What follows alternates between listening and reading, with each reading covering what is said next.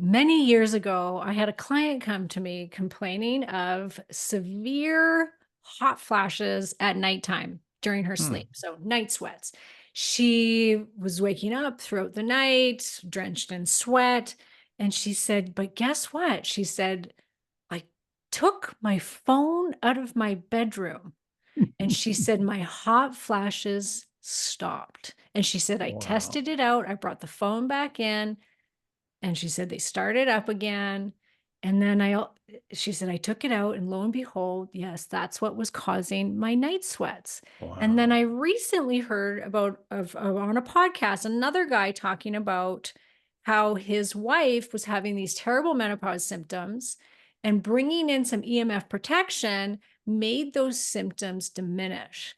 And so I wanted to have somebody come on this show, ladies, to talk about EMF because I think it can really affect our hormones. And I know it can affect our health. And I've always been very suspicious if my insomnia issues were actually caused by the increase in EMF waves way back like 15 years ago when all these cell towers were going up in my neighborhood and everybody started using cell phones. I got my first cell phone, and about a year later I started getting chronic insomnia, and it's never gone. I still get it. I'm still a light sleeper. I've definitely done a lot to help with it. I even moved out of the city to a place where there's no cell towers, and it was one of the reasons I moved out here. So anyways, I have an amazing guest here today who is one of the trailblazers in educating the world on EMF radiation.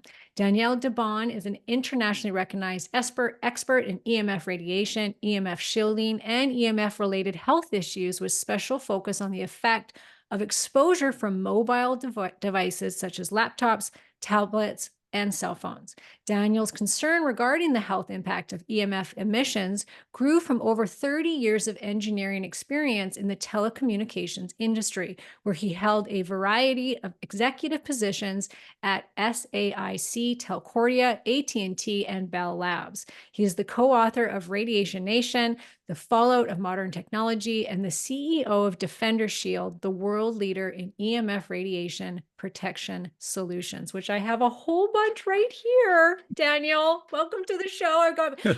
I have a Mac computer, so I'm unable to plug in my headphones from you, but I've got my new blue blocker glasses, all from Defender Shield, and I've got my Defender Shield cell phone case on. I'm Wow. religiously not taking out of there, and I've been religiously wearing my blue blocker glasses every single night. So thank you. I love it. But welcome to the show. I'm really happy to have you here. Karen, thanks so much for inviting me. I'm sort of excited about talking today to your audience because it's mostly women, and believe it or not, mostly women are the ones mostly affected with electromagnetic radiation. So I'm just excited to be able to have a chance to talk a little bit about it and share some facts about it. Yeah. So, like, for example, you said you feel it, and it is something you feel. And when you think about your environment you're in, not knowing where the sources are, it is repeating itself every time you go do the same thing you shouldn't be doing. Right. So I'm excited about current chat. Where would you like to start? I tell the audience what you just told me before we started to air about how women are more affected. Yeah. Okay. So like somewhere between 20 to 50% of the population is electro hypersensitive. That means that if they go near a router or if they go near a high wire that's running in the outside your property, or you use a cell phone really close, um, and you get a headache, they're electric hypersensitive. That 20 to 50% of population is the broad population, and of that, 80% of women. That's great. So there's a lot of scientific evidence that there's lots of results as a result of the studies that show It's hormone based. Mm-hmm. It's exposures that influence the body, the brain, the heart. There's all sorts of different things around our bodies and our environment that are influenced from electromagnetic radiation. And so I'm excited about chatting of what the sources are, so you're aware of it. What are the things you can do about it to help you in that environment? So let's start with some of the basics because as I told you before we started recording, I've never had anybody talk about EMF on the podcast. And Mm-hmm. so just explain, because I think it gets confused a lot with just electricity too. And, Yes.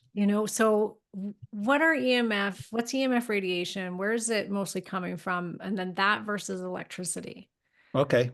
So it's been maybe over the past 20 years that you have electronic devices getting closer and closer and closer to human body Mhm. that emit electromagnetic radiation.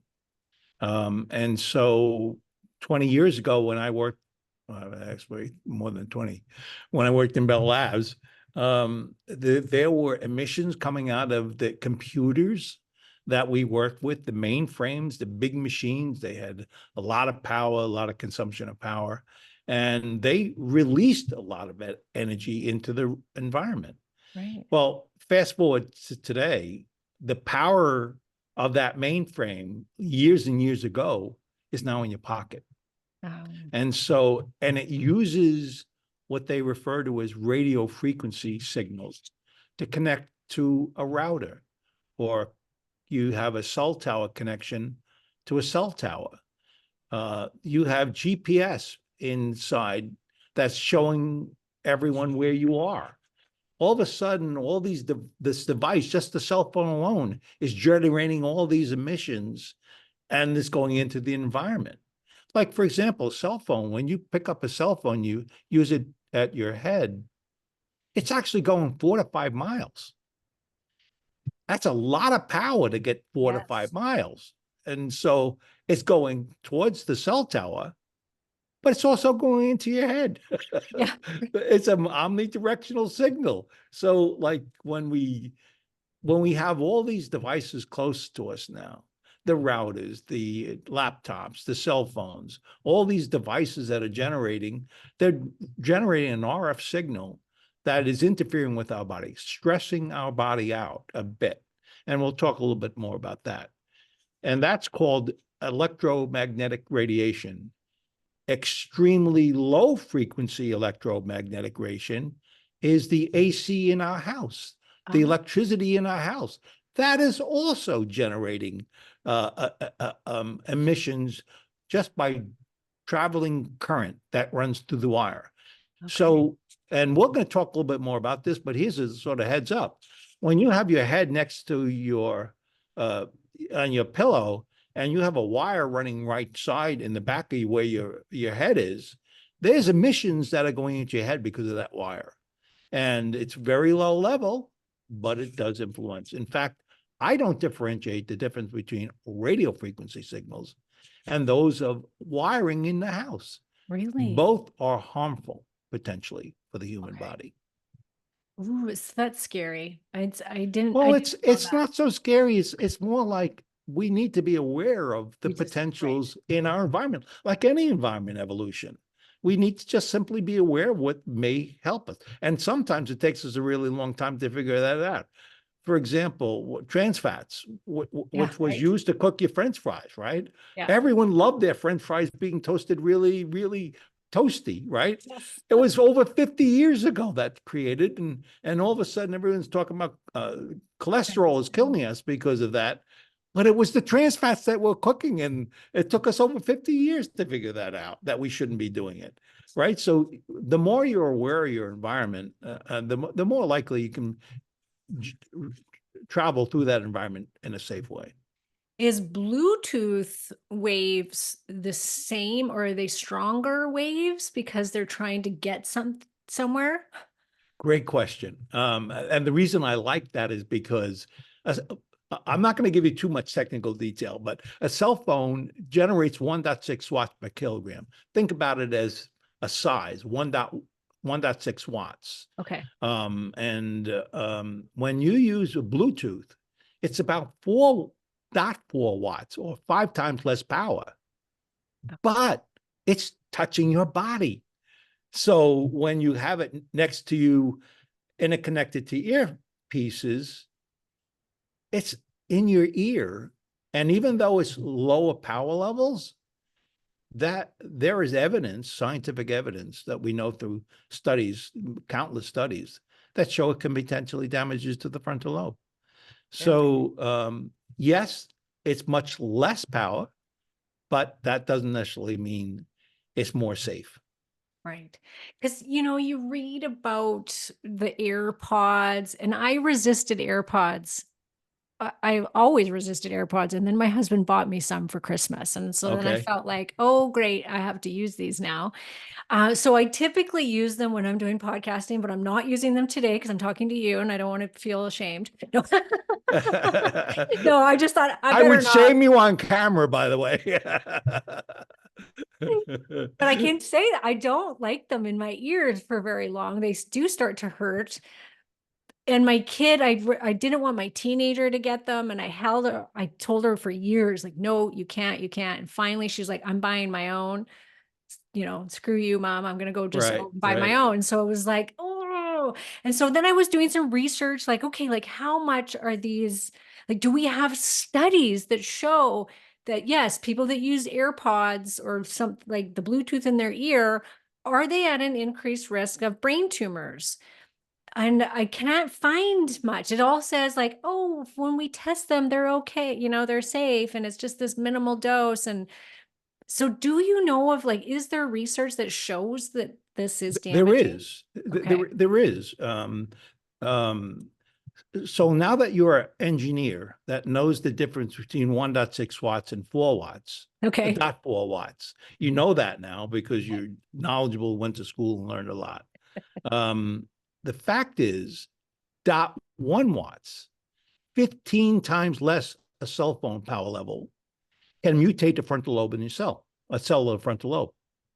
So there was scientific evidence that showed very, very, very low levels Right. can potentially be dangerous to you. Right. When you have ears, the earpieces that you have that you should never use, they are transmitting through your head to get to the other side. And that's the way they communicate. And if you did it a couple of minutes a day, it's just absolutely nothing.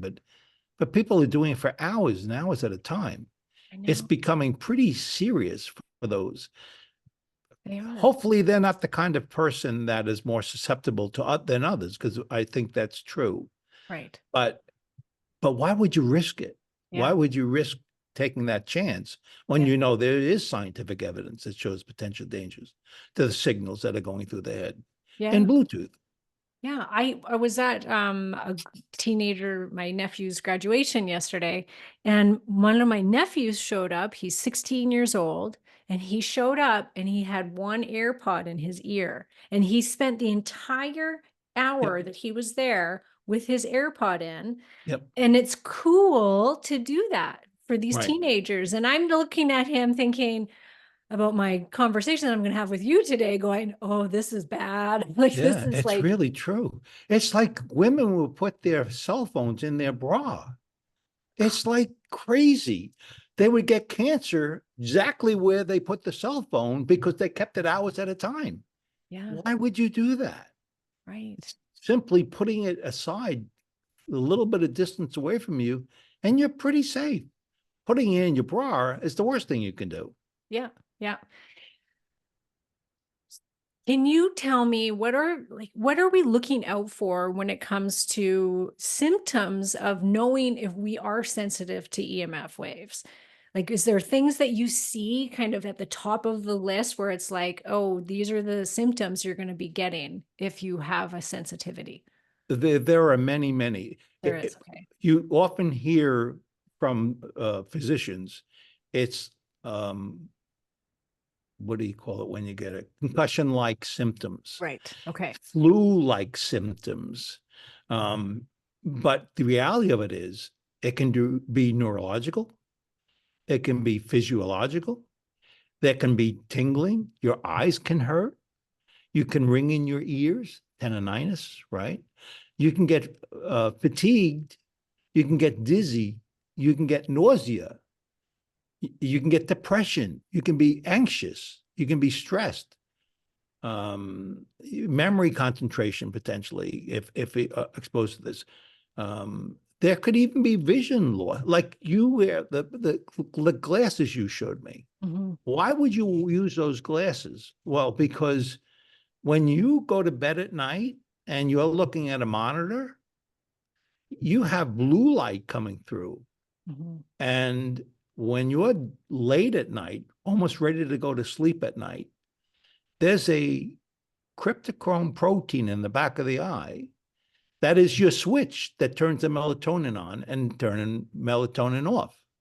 And so if you have the blue light going into your eye, your switch is not going on for the melatonin. So when you put your device down, you can't go to sleep.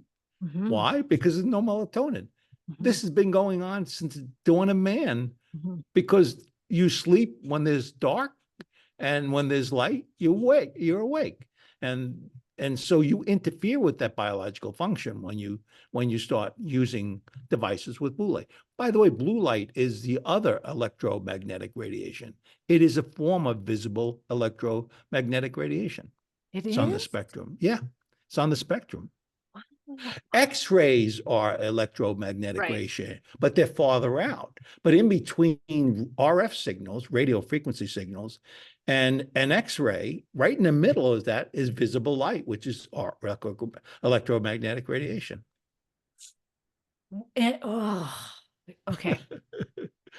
That I didn't know that. That makes sense though. And Yeah, I find so I've been wearing the blue blocker glasses from you for a month at nighttime.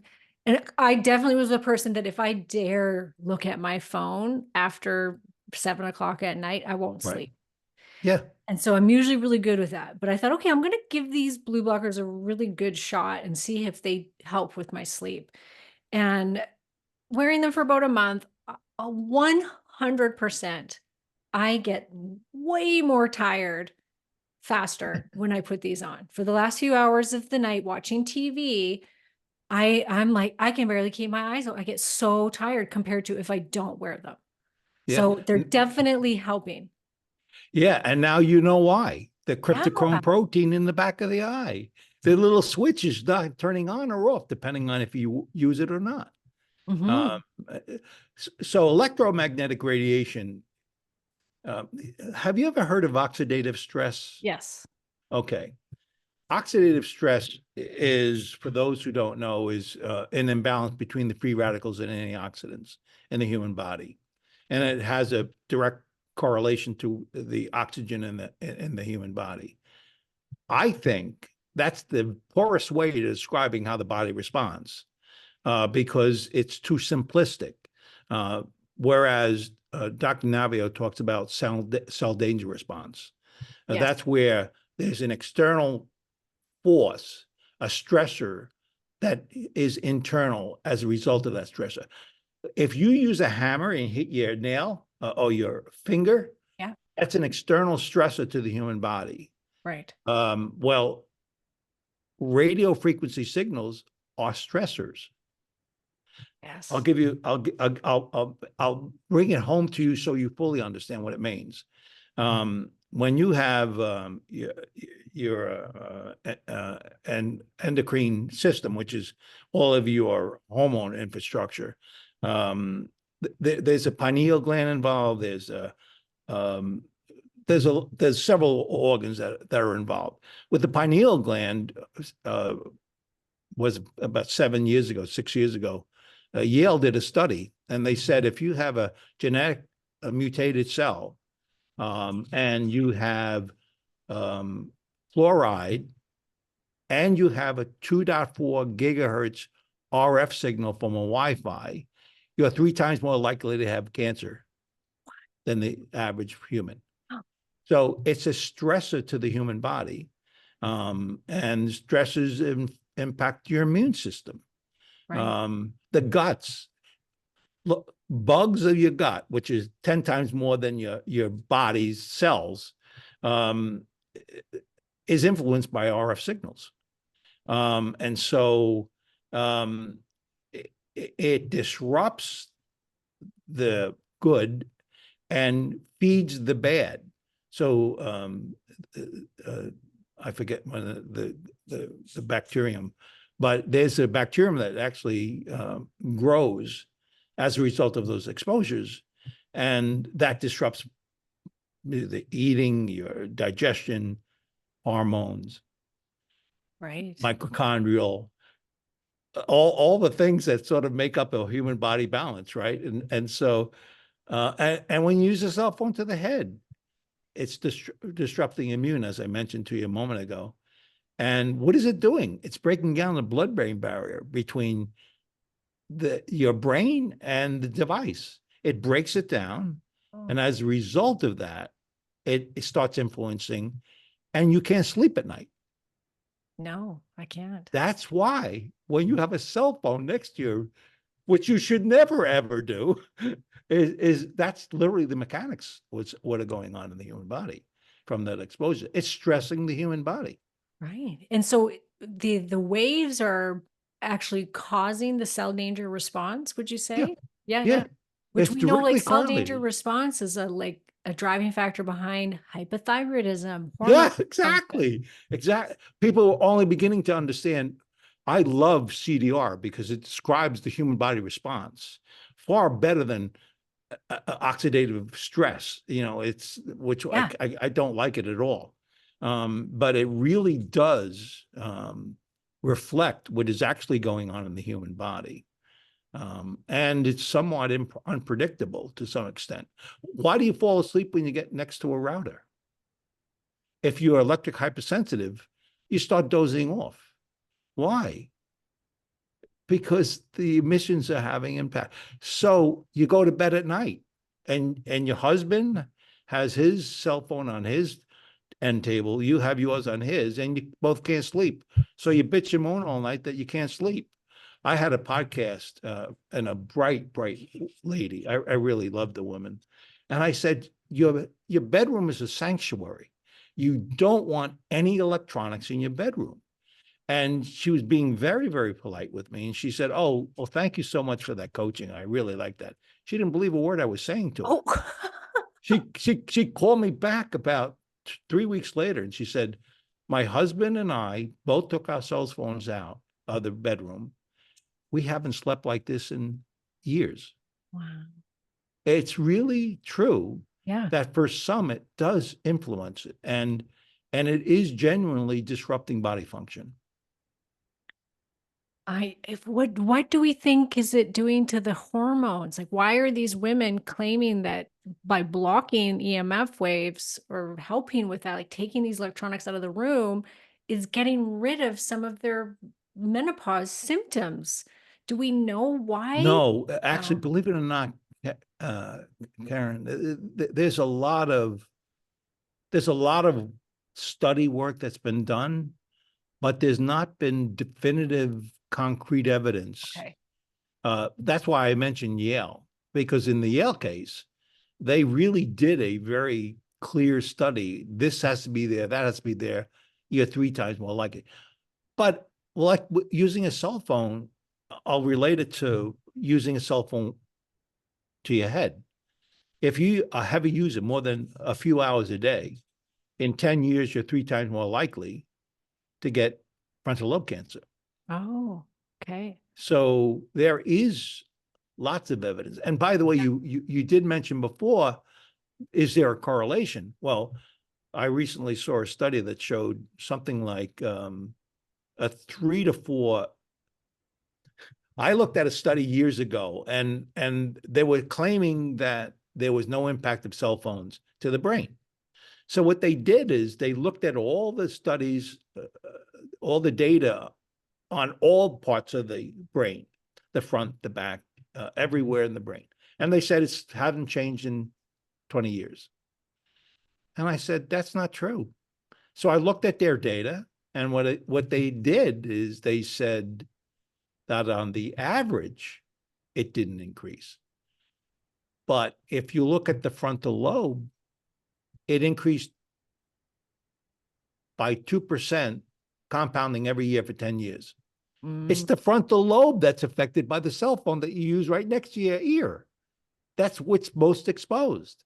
So that's been reinforced with other recent studies that I recently saw that show that there is increases in frontal lobe and varying degrees depending on the population.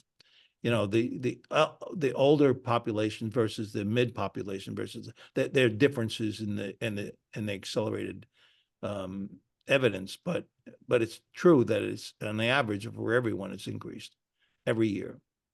And I mean, I've got theories as to why. I mean, there's different cell danger response would be one of them, right? Because cell danger response, your cells are not acting like they're safe, right. basically. Like, Yeah, it's really true. and all these receptors in the Explain cell could be people what that affected. is. Cell danger response is, as you just pointed out, is a biological response you do not control. No. It's the bear in the woods. You run or you hide, but it's automatic. The body's just responding. And that's what happens with these stressors in our body Yeah. from these devices. Yeah. I mean, and when you think about how a female body is really here and meant to procreate, whether you want Right, to or not, that's what we're built for. We're supposed to right, stay here. We're supposed to carry on the species. right, And so everything the body does is pro fertility, pro we need to procreate and safely carry a baby to term. right, And when there's cell danger response, that's your body is reacting to a danger that it thinks, okay, we're in danger here. This is not the time to get pregnant and procreate. right. So we are going to shut down these hormone receptors.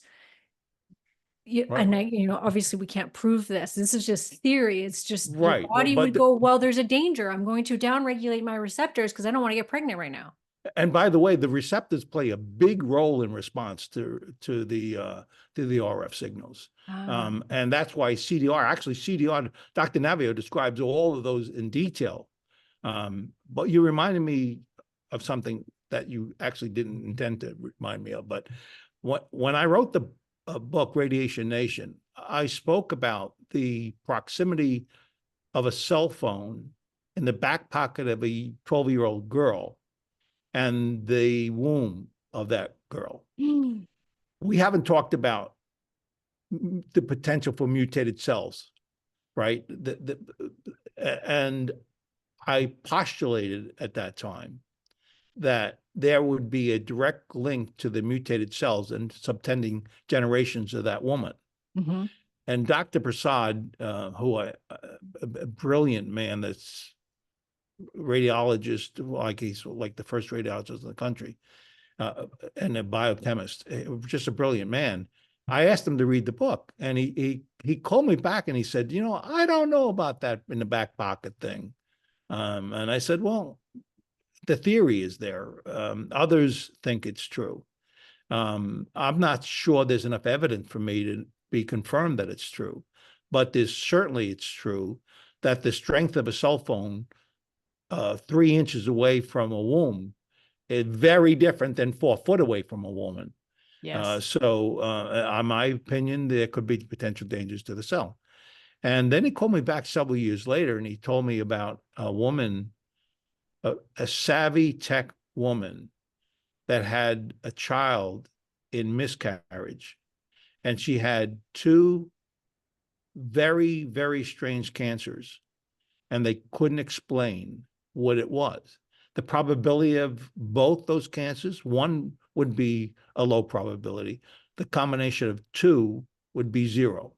Wow. So he said, Dan, I think you may be right. Right. That I actually now have my clinic found a person come in that there was no reason for her. She was a healthy woman, and yet she had the cell phone in the back pocket. And so we don't know. There needs to be more. We need to know and understand more. But it's like if we have some inkling it doesn't take much to do a little bit of precautionary measures to keep our family protected. Yeah, yeah. And then there's the work from Dr. Dietrich Klinghardt, Yes. who works with autistic children and Yep. also heavy metals. And he was the first person that I heard say, if you have a lot of heavy metals in your body, you are like a beacon for these EMF waves. Like you're just going to be drawing them in. And I am riddled with mercury and lead myself. And I always think, I wonder if that's why I started to get insomnia, because I have these high levels of heavy metals. And then all these cell phone use started to get, you know, really popular, and all the cell towers were going up. And I suddenly had insomnia, and my dad got it at the same time. And my dad he's full of mercury fillings. And I've always wondered, he still doesn't sleep. He still like sleeps a couple hours every night, 20 years later. And I'm always like, I wonder if it's the EMF, if this is what's bothering him. And Dietrich Klinghardt says that when he has kids that come into his office with autism, he gets the office to shut off the Wi-Fi because they're so much calmer without Yep. it. Oh, Yep. So when you are in a hypersensitive state, you have concentration of metals here, right at the chest. oh, We don't know why, oh. but there's a concentration that occurs. And we work with a clinic in there are several locations, and they specialize in electrohypersensitivity. And that was one of the observations that they made, was that there seemed to be a heavier concentration of metals as a result of the exposures. The cell danger response somehow influenced the body to the extent where it distributed the metals of the body differently than in the normal state. Mm. And I hear too, like I've interviewed people on this podcast that have had the EMF sensitivity, and it was, you know, it's like that whole chicken or the egg, which one comes first, but they had a cell danger response. So they've had trauma, really big trauma. And then afterwards, they were really, really, really sensitive to EMF waves, where they Yeah. had to, the woman that I was interviewing actually had to go live on a boat on the water because she couldn't handle the EMFs in the environment, because Yeah. she was in such a cell danger response in this, because she had had such bad trauma. So it happened afterwards, but I could think that it's true that, you know, the EMF can cause the cell danger response, but also if you have existing cell danger response, you're going to be that much more likely to have the sensitivity.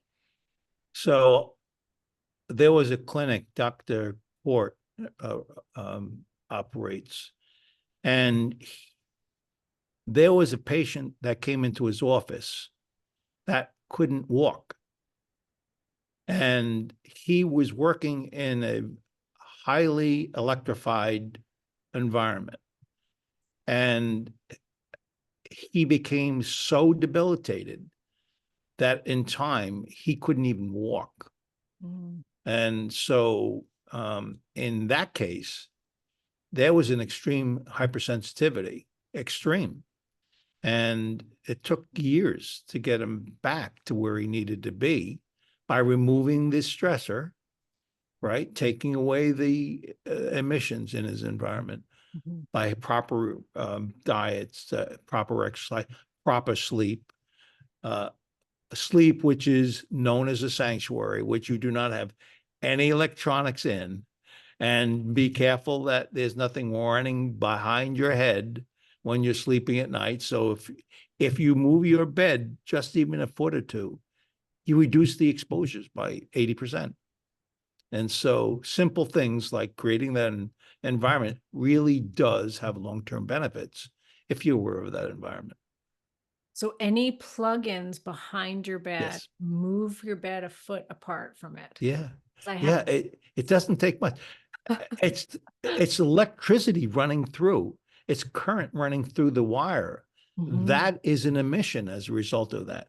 It's called milligauss that is operating it as an emission out of the wiring, and that could influence your sleep. So Right. I don't differentiate the difference between what is known as extremely low frequency with the wiring and the emission from that, from an RF signal, because science doesn't really know the difference.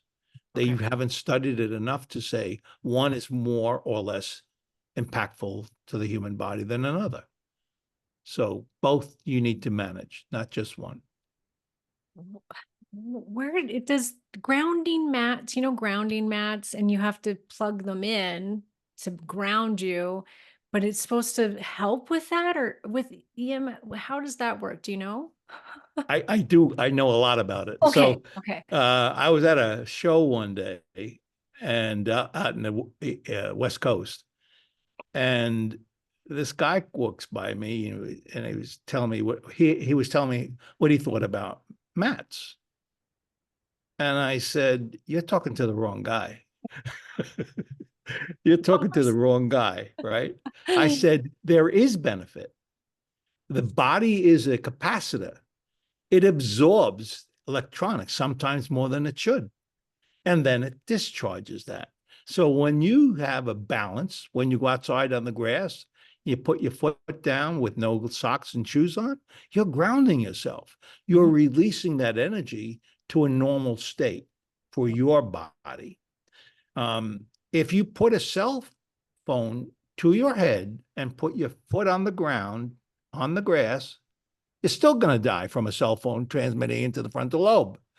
So there are circumstances which there's a benefit that discharges the body, but on the other hand, it doesn't save you from the Wi-Fi that's sitting right next to your head when you're trying to sleep at night, mhm, right? So there's benefit, and the time needs to be chosen where the best benefit is chosen for that. mhm, Now, you mentioned something that plugs into the ground. mhm, Let's talk a little bit about that. mhm, When you're in a field, um, and there's a tree in the field, and there's a thunderstorm with lightning, where are you going to run? Well, the last place you're going to run is running under the tree. mhm. Why? Because it attracts the electromagnetic radiation. That's why you don't do that. Well, think of this now. You have an ambient electromagnetic radiation in your room, your bedroom. You're grounding a pad and it attracting the RF signals into the ambient through your body to get to the pad. So do I think that's a smart idea? No, I don't. I No, don't I either don't. now. I mean, it really is a good thing, but my concern is in body imbalance. Yeah. And that's what happens. It imbalances the electrical energy, which we all have a lot of in our human body. And that's being disrupted as a stressor from these things. And you don't want to go too far because maybe it goes from good to bad real fast if you're really not monitoring well. Mhm. So your products, how do they work then? Because it's so confusing to me. I just know I should be using them. So I've got it. I've got my laptop cover. I've got my phone cover. Yeah.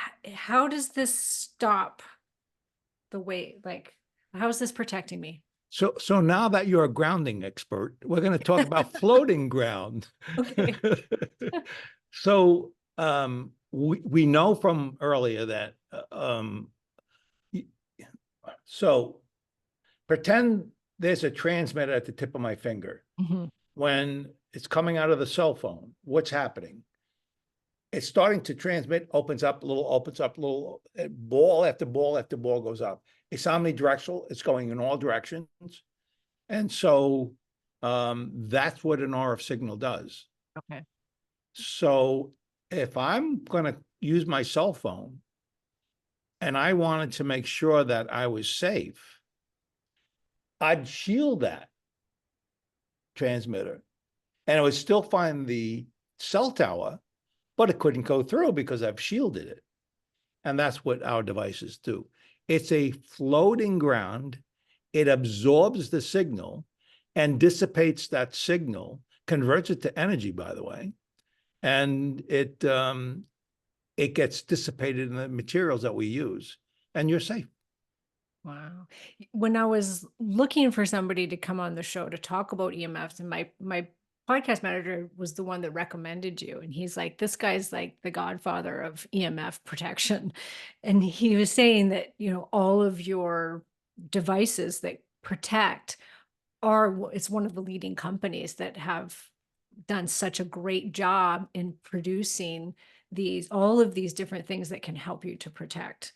So I've got like the toque, I've got you Yeah, guys call it a beanie, but yeah, yeah. I've Well, got let it me tell all. you what happened. I started, oh, a lot of years ago, Yeah. over 15 years ago. And I was developing the standards for Bell Labs years ago. So I had a pretty good understanding of RF, radio frequency signals that were coming out of the devices. And my wife one day saw my sons using their laptops on their lap, hours at a time. And my wife said, God, I want grandchildren. You you shouldn't have that all on your lap all that time. Of course, my wife is social worker. She has no knowledge of power levels and all the kind of things that influence, but she intuitively thought there was something you had to be careful about. And I said, you got to be kidding me. The power levels are too low. That can't be true. But it's also true that I didn't take my word for granted. And I said, let me go look a little bit. And Yeah. even back then, we knew after 3 to 4 hours, 25% of the male sperm was immobile. You're kidding. Oh No, my God. back then we knew that. Yeah. And back then we knew that woman, the groin of the woman, after heavy exposure like that, 2% had tumors, some malignant tumors, Yeah. directly correlated from an international study that was done. So I said, how can this be that we're using devices that could potentially be this dangerous? And no one knows. And that actually was prompted me. So we started with a laptop protection. And then one day I read an article about these parents that bought a 6-year-old child a cell phone. And they badgered, the daughter badgered them for a cell phone. And they finally gave in. A healthy woman. And a little over a year later, she had a frontal lobe cancer cell that actually took her life in time. And that really disturbed me because no one knew about this as having that potential influence the human body. And I said, the technologies we use in the Defender pad can be applied to a cell phone. And we just got to build it. And that's what started from one device to all the many we have today. Yeah, because weren't you retired when you started this I company? did. Yeah. Yes, I was. I was tired. I was having fun for a couple of weeks. For a couple weeks. And then that's it. You started this business. Right. That's exactly what happened. And you think about how far these have all come in 15 years, the use. I mean, we see Yeah. little toddlers, 2 years old, with their mother's cell phone watching shows. So, Karen, let me tell you a little bit more now that you're an engineer at 1.6 watts per kilogram. Mhm. The standard was made over 30 years ago. They used on the average 6-foot male, a military database of information, and they simulated the brain, the skull, the skin of a 6-foot male on the average. And what they said is we can't allow that signal to go more than 1 to 2 inches into the head. And we don't want it to heat up more than 2 degrees. On a side note, why 2 degrees? Well, it's a microwave signal. It's a microwave. The power levels are much less than your microwave oven. Mhm. But when you put a piece of meat in a microwave oven, what happens? The water between the cells oscillates the cells, and voila, you have cooked meat. Mhm. Well, that's 2.3 gigahertz. Wi-Fi is 2.4 gigahertz. It's just the power levels are much different Right. by orders of magnitude different. Yeah. But they heat up cells. And so 6-foot male, over 30 years ago, the standard was set. Well, today, it roughly represents 2% of the population. Yeah. What you just said, you have 6-year-old children using a cell phone. 2-year-olds. Yeah, that's not represented in the standard. No, that's not a 6-foot male. And it was average use. Who uses a cell phone on an average use? Average use a couple of minutes a day? No, a couple of hours a day makes more sense. Yes. So 1 to 2 inches into the head, 2 degrees. With a 6-year-old child, it goes completely through their head. Why? The skull is not as thick as my skull. Yeah. It's I'm hard-headed, as those 6-foot males were. Right. The barrier to protection of the brain itself is far less capable of protecting itself, and so it goes through the head. Do we know what the impact about that kind of transition is? The answer is absolutely not. No. We don't know. We really don't know. However, we do know kids in school, they're having problems with depression and anxiety, Yeah. behavioral issues, ADHD-like behavioral issues. Is that a cell phone? Some studies point to it as that, and I've seen some of those studies, but there's not enough studies for me to say scientifically we know that's a fact. We just don't know enough about it. And so our standards are outdated. The use of our technology is closer than we want. And the likelihood of more serious implications to the human body are greater and greater, particularly as you are young. I started using a cell phone when I was an old man. Kids using it 6, no one knows what's going to happen.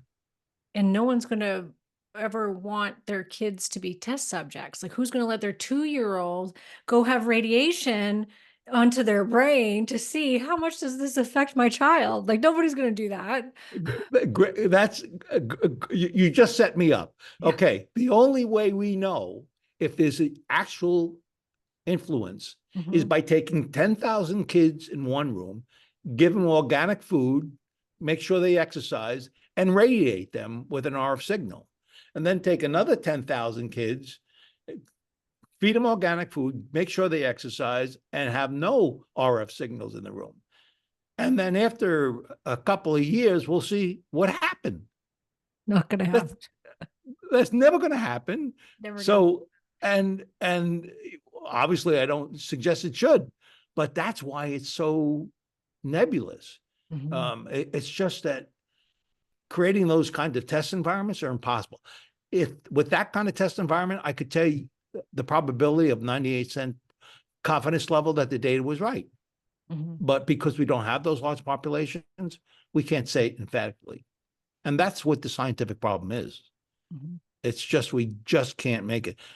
However, there was 2 studies over several years ago, 3, 4, or 5 years ago, epidemiology studies that took large populations of rats and mice, and they were statistically significant databases.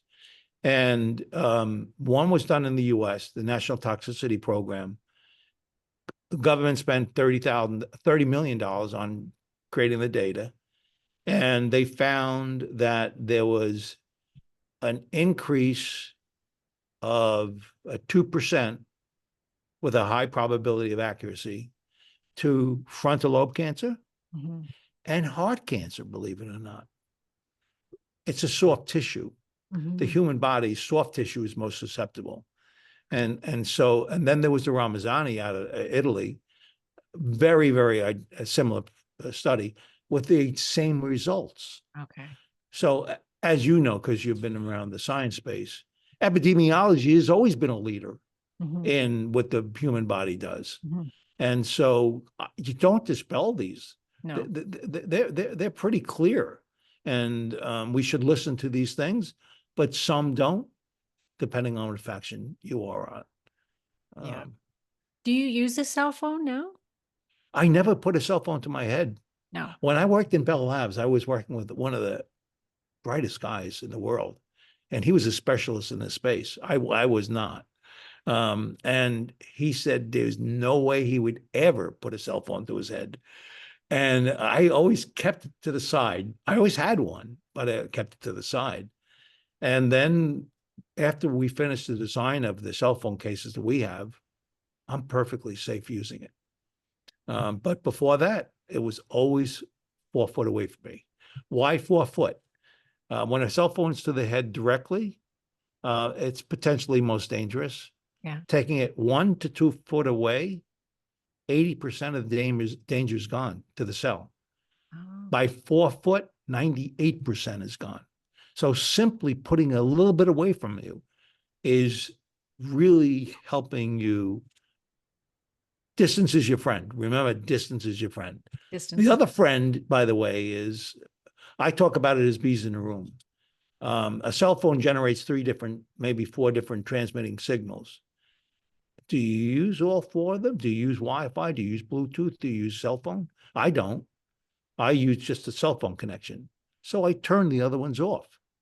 Oh. I've taken 3 bees in the room and made it 1 bee in the room. So the action of turning stuff off that you're not using in an environment improves the safety of that environment to you. Turning off 1 bee will kill you, can't kill you, 1,000 will. The more you have on, the more likely it is it'll impact your human body. So we should be trying to put minimal on. I don't have cell phone towers here, so I Which would is turn good. off cellular, Bluetooth, Yeah. leave on my Wi-Fi, Yeah. something like that. Just having 1 is better than 3, right? Okay. But at night, what you would do is, I have a little $10 timer, a Christmas timer. And at night at 10 o'clock, because I go to bed at 10 o'clock, my router goes off automatically. And then when I'm up at, actually at 5 o'clock, it goes back on. So I'm eliminating those transmissions whenever I'm not really using them. I'm also wiring stuff. I have, with my house, I wired Ethernet wiring around house. So I don't have RF signals running in the house. So sometimes wiring stuff like the laptop you use, it can work with a router, but it also works pretty good with an Ethernet cable too. So like the choices you're making is simple one, but maybe have long-lasting effects and benefit. Mm-hmm. Because it's not going anywhere. That's the sad thing, is like we have to learn to live with these things. It's only getting more and more and more. And I've heard it's even really hard to buy a TV that doesn't have Okay. Bluetooth in it. And I Yeah. haven't, and my husband bugs me because I have the same TV that I've had for 15 years and I refuse to get rid of it because it doesn't have Bluetooth. Right. Yeah. You're absolutely right. You and I are not going to go to the moon anytime soon to get away from these stuff. So No, what you're saying is, let's figure out what we do with it. what we Just can be do. aware of it a little bit. Like there was a woman that had a cart with the child in the front, and she put a cell phone in the back pocket of this cart. What are you doing? It's touching the head of the child. Mhm. Put it in your pocketbook. Don't put it next to the child's head. Just simply thinking about your day to day, what you're doing, really can have a substantial reduction of exposures with no effort at all. Mhm. So I'm going to link to your guys' website, but you have not only blue blocker glasses, the cell phone cover, the tablet cover, you also have laptop things that you can sit your laptop on top. I don't have a laptop, so I didn't get one of those. You guys have earphones that are tubular. You have one in your ear right now. They're tubular. These are them right here. So when I was just on the plane is really bad, isn't it? Like I feel so horrible now when I fly. So I'll tell you another story. Dr. Okay. Porter is a friend of ours, He has BrainTap, a company that creates visual and audio messaging to the brain. Right. Yeah. Just love the guy. He travels a lot. And he was visiting one day, and I gave him a coat we have. I just said, see if this works. And I'm not sure he was a real believer or not, but he suspected there may be stuff going on. Well, he won't leave the house without it today because he travels so much. He uses HRVs, which is a way of measuring the human body, right? And he would measure himself before he left with, and then wear the jacket, and when he gets to where he's going, and his HRVs were the same. That was never true in his past traveling. So you're right. There is a lot of RF in an aircraft when you're traveling, particularly in worst cases when it's very distance traveling. So Yeah. you're right. Our environment and the plane can be, and by the way, that's why you fall asleep. So many people sit on a flight. There's Wi-Fi in the room, and that's influencing your body response. Yeah. Yeah. I feel it. Oh my gosh. Yeah. Do you like when you smell perfume or gas fumes, or do you like that? I can't handle it. No. Okay, so now I'm going to tell you another fact. Okay. If you are electric hypersensitive, you're multiply chemically sensitive I am by though. 99.9%. Wow. So if you're talking to someone and they say, I'm electrical, I'm sensitive to electrical, you say, when you smell perfume, how do you react? And they, oh my God, I can't stand it. That's how you know. It's the same body response, right? The Yes. body doesn't respond in a different way for different things. It responds the same way to different things. Yeah. So No, I've always my daughter is always embarrassed by me because her friends will get in my car, and if they have washed their clothes with perfume laundry detergent or used bounce sheets, I yeah, have to unroll my windows because I yeah, can't handle the smell. It's immediate dizziness. yeah, Like, yeah. yeah, they have severe chemical Yeah, smell. there's a direct correlation. It's amazing. I sort of came to the conclusion that many years ago because all the interactions I had with so many people, and I Mhm. realized there's a direct correlation. And then I have a friend of mine who was a biochemist, and I used to talk about a cell's a cell. It doesn't react differently. It reacts the same Mhm. under different environments. Mhm. She's the one actually who shared her appreciation in Dr. Navio's work. She's a Oh, great okay. lady. Yeah, yeah, yeah.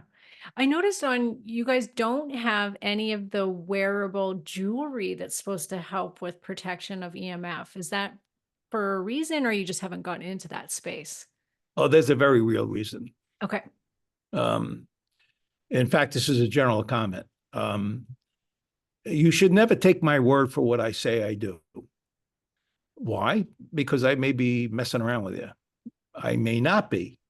You don't really know. So the best way to try to find if I'm telling the truth or not is my willingness to go to third-party testing. And that's what I did. I went to companies that test environments that specialize in RF testing. Mm-hmm. And they were the ones who established the standard of what our performance is, not me. Mm-hmm. So I always encourage anybody who's thinking about buying a device, a stone, there's a lot of things out Yeah. there, Yeah. harmonizers, stuff like that. Yes. Look at independent scientific evidence. If they can't give you that, don't buy it. Okay. Yes. Good. And the claims being made that are not scientific. Mm-hmm. They're a layman's attempt to define something that doesn't exist in science. Mm-hmm. And so I'm always concerned about those kinds of things. Mm-hmm. I would be more than happy to look at the science if I ever saw it, but I Yeah. haven't. Yeah. I've seen some studies. They go to a clinic and they ask the clinic to see if they see differences in people when they're exposed or not. And if they see differences, then they know that the device they're testing works or doesn't. That's all indirect testing. That's not, it means absolutely nothing. Why? Because it's not scientific based. It's intuition of somebody who's judging something who may be a very bad judge. You don't know. And so there are some reinforcing studies from some who sell various devices that use that tactic, but it doesn't really establish their claim. Yeah. Okay. And so all of your stuff is third-party tested. Yeah. Yeah. So we know. Except my earbuds. Why don't I not test my earbuds? Well, because I take the electrical signal and convert it to acoustical. I eliminate it completely. Yeah, right. Yeah. I just take it away. Yeah, it's a tube. It's a tube. Yeah. Yeah. And they work great. They sound great. There's no Yeah. difference in sound quality. No. No. That was very intentional. It took us a long time to make an acoustical coupling like that actually does the performance we have. Yeah. Yeah, that's great. Well, I'm going to link to all of this, everyone, in the show notes. I think there's a coupon code even, if I remember correctly. I think so. Yeah. Yeah. I should always find out those things before I interview people, but I've been really excited to interview you. So I'm excited to share your products with my audience because, as we were just saying, there's not really a way that we're going to be able to avoid these things. And we've got 5G, which we haven't even discussed, but that's got to be way worse, right? Yeah, we should have another podcast for that. But we know it's not good. And these are ways that we can start to protect ourselves. If you have your cell phone or plugins in your room, I like that we have to be a foot away from that. I'm going to move my bed because I do have plugins behind me. Stuff. These They'll little keep things, lights on, the little things in there. They keep a little mini light on. Simple things like that actually really improve the quality of sleep you'll have as a result. Yeah. Okay. Great. Well, thank you so much for coming on the show. It was super eye-opening. And now, I got some work to do still, but I appreciate it. I'm going to get one of those tablet covers for my son because he does play on his tablet. And now I'm like, oh no, like it sits right on his lap. I want grandkids. Yeah, you want grandchildren too, right? Exactly. All right. Well, thank you so much. I appreciate your time, Daniel. And Karen, thank you so much for inviting me. I really enjoyed this. I had fun chatting about this kind of stuff with you. So thanks so much for inviting me.